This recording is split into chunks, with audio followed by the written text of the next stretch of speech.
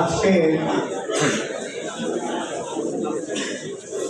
বৃহত্তর চট্টগ্রাম সিএফ ব্যবসায়ী ভাইদের পরিবারবর্গের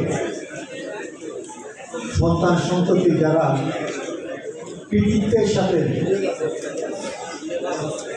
বিগত এইচএসসি এসএসসি পাশ করে এসেছেন, তাদের জন্য আমরা প্রতি বছর যে সম্মাননা দিয়ে থাকি, সে আজকের অনুষ্ঠানে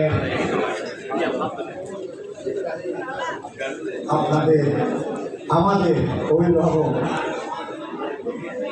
আজকের প্রধান আকর্ষণ, প্রধান অতিথি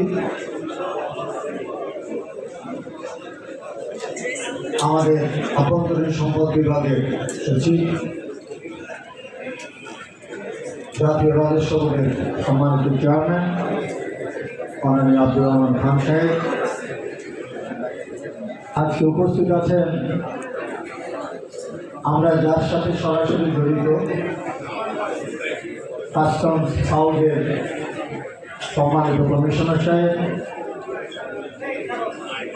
আজকে রাজস্ব আদায়ের ভূমিকায় ভ্যাট এবং এক্সাইজের কমিশনার মহোদয়, আজকে ট্যাক্সেসের আপিলেট কমিশনার সহ অনেক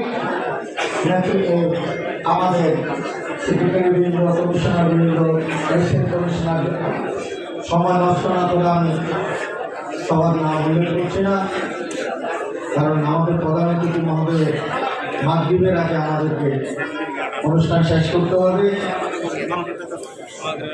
আজকের সভার সভাপতি আমাদের আপনাদের সুপরিচিত সুযোগ্য সাইফুল্লাহ, আজকে আমার কৃতি ছাত্র ছাত্রীবৃন্দ এবং সদস্য ভাই বোনেরা, আসসালামু আলাইকুম ওয়া রাহমাতুল্লাহি ওয়া বারাকাতুহু। আজকে আমরা এই কৃতি ছাত্রছাত্রী সংবর্ধনা আমাকে অনেক পুলকিত করে, কারণ সলিমুল্লাহ ভাইয়ের সময়ে আমি যখন সমাজ কল্যাণ এবং শ্রম সম্পাদক ছিলাম, সেই আমলে কিন্তু এটা প্রবর্তন করেছিলাম, যার জন্য এটার প্রতি আমার আগ্রহ একটু বেশি। আমরা আজকে প্রধান অতিথি মহোদয়কে পাওয়ার জন্য অনেক অপেক্ষা করেছি।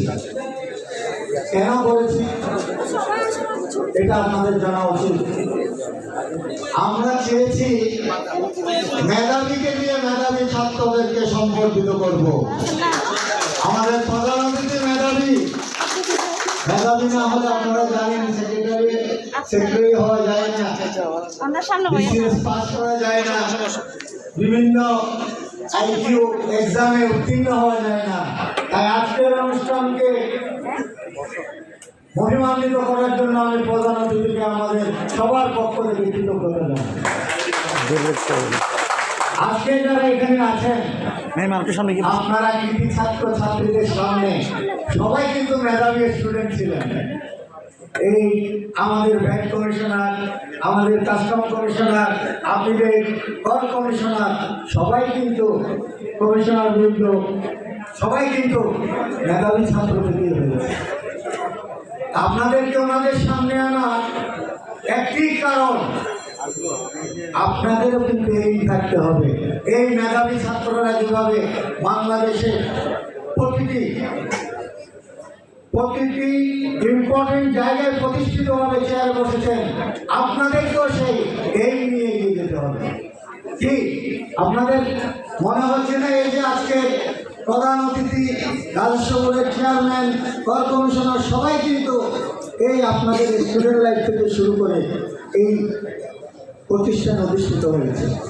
তাই আমি আমাদের পরিবারবর্গের ছাত্রছাত্রীদেরকে বলবো, আপনারা লেখাপড়ায় মনোনিবেশ করেন।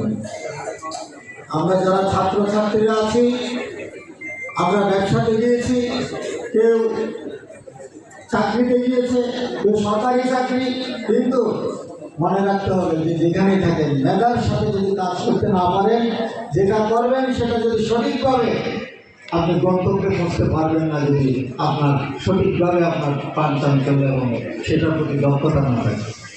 তাই আজকে আপনাদেরকে উৎসাহিত করার জন্য এই অনুষ্ঠান। আমরা প্রতি বছর কিন্তু ছাত্রছাত্রীদের